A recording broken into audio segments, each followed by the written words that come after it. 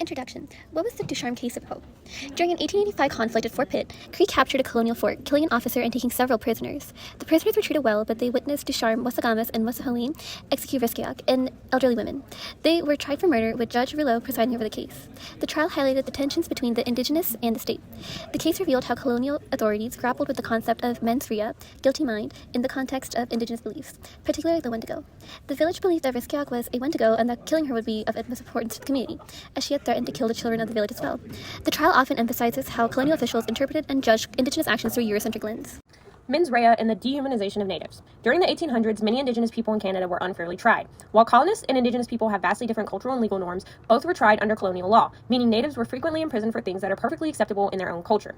Due to this, the legal counsel of indigenous people would often flock to the mens rea, an insanity plea, in an attempt to show innocence. However, this rarely had the intended effect, as natives would not be granted freedom and the harmful stereotypes of indigenous people being uneducated savages would spread easier, creating a colonial consciousness that recognized native culture as insane. Cultural implications of the Wendigo myth. The Wendigo curse is mythical in nature, but it has clear origins in real events. Regarded as a curse among Cree people, a possible combination of physical and mental illnesses would affect individuals, leading them to fear that they may kill and eat their own kin. In rare cases, this would actually occur. The Wendigo myth was widely known, but seen so little that it was widely feared. It was Cree tradition to kill a suspected Wendigo to prevent any harm. However, when colonists began trials, they would refuse to even humor the Wendigo myth, writing it off as another myth among quote-unquote native savages, without acknowledging its roots in past events. Even when symptoms of the curse were clearly displayed, they would rule the person mentally unwell, refusing to acknowledge the implications of the myth. What was the verdict? Originally, the 3 men were convicted of murder and sentenced to death.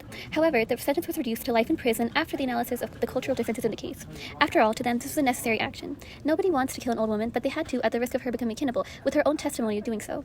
Thankfully, due to public awareness of the case, people continuously wrote to the Canadian court that their treatment was unjust. If what they did was a necessary evil, then why must they suffer a sentence as harsh as life in prison? Thus, the 3 men were released in 1889. The case underscores the importance of considering context and intent in legal judgments, as the public argued that their actions were a necessary evil and warranted leniency.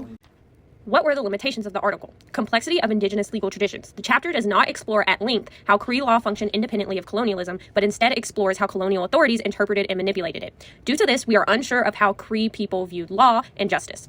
Overgeneralization of the British legal system. The chapter is right to present British legal pluralism as an enduring tool of empire, but not to the extent that it neglects to look at situations where indigenous legal traditions were observed or integrated into colonial legal systems. Lack of alternative explanations. The author is assuming it as a given that the reduction of sentences was only due to legal pluralism and racial ideology, but political motives or public opinion could have also played a role in it.